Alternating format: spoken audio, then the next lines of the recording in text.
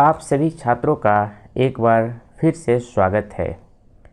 आपको अच्छी तरह से जानकारी मिल चुकी होगी कि आपके एग्ज़ामिनेशन पैटर्न बदल चुके हैं।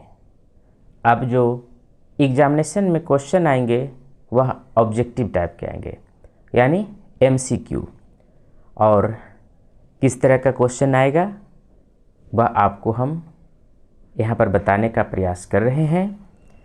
तो विद्यार्थी ध्यानपूर्वक देखेंगे, क्योंकि मैथमेटिक्स का क्वेश्चन अगर आपका प्रैक्टिस नहीं है तो बनने का चांसेस बहुत ही कम होगा, और यह पेपर आपके लिए बहुत इम्पोर्टेंट है, इसलिए इस पर आप ज़्यादा फोकस करें।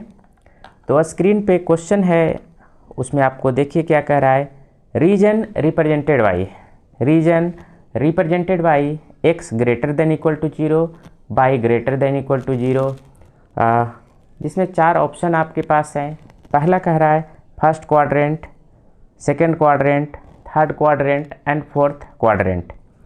तो आप जब क्वेश्चन बनाए होंगे सब्जेक्टिव तो आप ध्यान दिए होंगे। और चलिए हम यहाँ पर बात करते हैं। यहाँ पर आप लोग का 2 पॉइंट्स दिया हुआ है, x greater than equal to 0, comma y greater than equal to 0। तो आपको पता है कि यहाँ पर से हमारा कितना क्वाड्रेंट होता है, 4 क्वाड्रेंट होता है। इस तरह से अब ये हमारा y प्राइम है, x है, x प्राइम, और ये आपका y। इसको हम लोग क्या बोलते हैं, फर्स्ट क्वाड्रेंट, इसको बोलते हैं सेकंड क्वाड्रेंट, इसको बोलते हैं थर्ड क्वाड्रेंट, और इसको बोलते हैं फोर्थ क्वाड्रेंट। तो आपको यहाँ पर से इस ग्राफ के हेल्प से आपको बताना है कि जो x greater than equal to 0 and y greater than equal to 0 किस क्वाड्रेंट में लाई करेगा। तो चलिए इसका ग्राफ हम स्केच करते हैं, और आप उसके बाद खुद ब खुद इस क्वेश्चन को बता दीजिएगा कि इसका आंसर क्या होगा। x greater than equal to 0, यानी x का जो वैल्यू होता है आपका इधर, यहाँ से लेकर इधर अगर आप बढ़ते हैं तो कहीं भी आप लोग का जो पॉइंट आएगा वो क्या आएगा, x ग्रेटर देन 0 आएगा, यानी इस लाइन के इधर।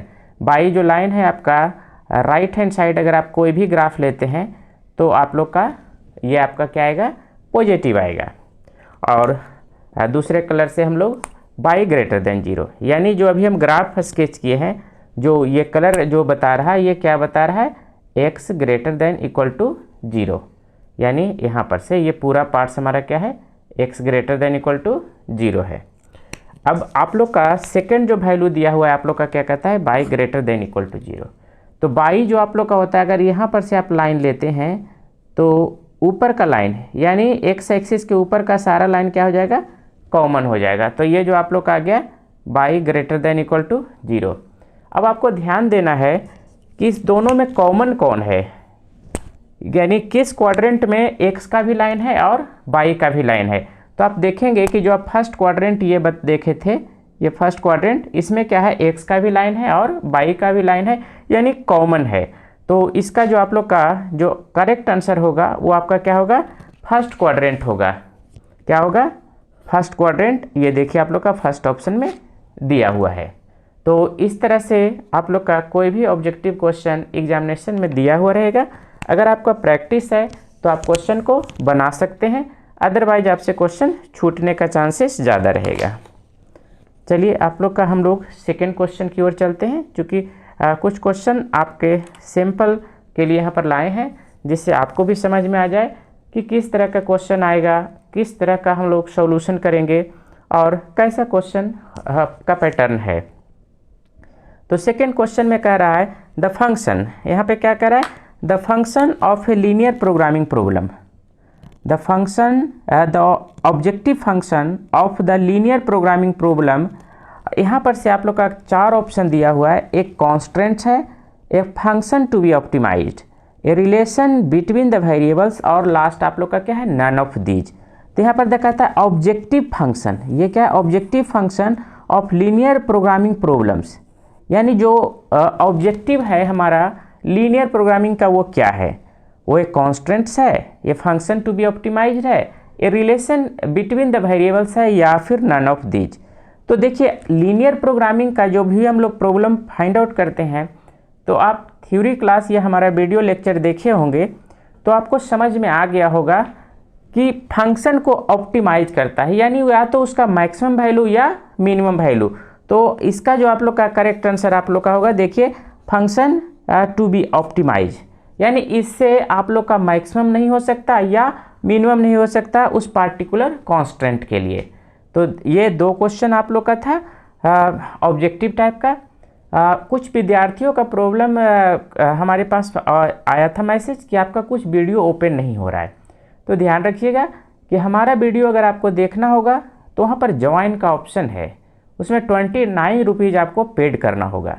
जब 29, जिस तरह से मोबाइल रिचार्ज करते हैं प्रत्येक मंथ, उसी तरह से हमारे चैनल के हर वीडियो को देखने के लिए आपको 29 रुपीज़ का मेंबर फी लेना होगा। यानी आप जब UPI से अगर पेमेंट कर देते हैं 29 रुपीज़, तो आपको सारा वीडियो दिखेगा। तो ये पहला 2 क्वेश्चन था। चलिए हम तीसरे क्वेश्चन की ओर बढ़ते हैं, और आपके स्क्रीन पे ये तीसरा क्वेश्चन है। यहाँ पे कह रहा है द लीनियर इनइक्वलिटीज और equations are restrictions on the variables of the linear programmings problem are called. यहाँ से फिर से एक बार देखेंगे, द लीनियर इनइक्वलिटीज या इक्वेशंस, इनइक्वलिटीज या इक्वेशन और रिस्ट्रिक्शंस ऑन द वेरिएबल्स, यानी आपका जो कंडीशन दिया हुआ रहता है, और फिर linear programming problem are called. तो ध्यान रखिएगा कि आप लोग का जो ग्राफ आप लोग स्केच करते हैं वहाँ पर कुछ क्या लिखा हुआ रहता है। अगर आप ध्यान दिए होंगे तो वहाँ पर आप लोग का कुछ लिखा हुआ रहता है। वह क्या लिखा हुआ रहता है? तो कॉन्स्टेंट किसके रिस्पेक्ट में आपको ऑप्टिमाइज करना है, जेड का मैक्सिमम या मिनिमम वैल्यू लाना है, तो उस कॉन्स्टेंट के रिस्पेक्ट में जिसका वो कंडीशंस दिया हुआ रहता है। तो इस तरह से तीसरा क्वेश्चन जो आप लोग का है, लीनियर इनइक्वलिटीज और इक्वेशंस और restrictions on the variables of a linear programming. तो किसके रिस्ट्रिक्शन में आप लोग को ग्राफ बनाना रहता है? जैसे यहाँ पर देखिए y greater than equal to 0 और x greater than equal to 0, तो ये सब हमारा क्या है? कॉन्स्टेंट है। इसी के रिस्पेक्ट में हम लोग रीजन को फाइंड आउट करते हैं, यानी कलर देखते हैं, और उसी रीजन्स में हमारा क्या होता है? मैक्सिमम या मिनिमम वैल्यू, या जिसको कह सकते हैं फंक्शन शुड बी ऑप्टिमाइज। तो ये थर्ड क्वेश्चन था। चौथा क्वेश्चन हम लोग चलते हैं। चौथा क्वेश्चन कहता है a set of value of decision variables.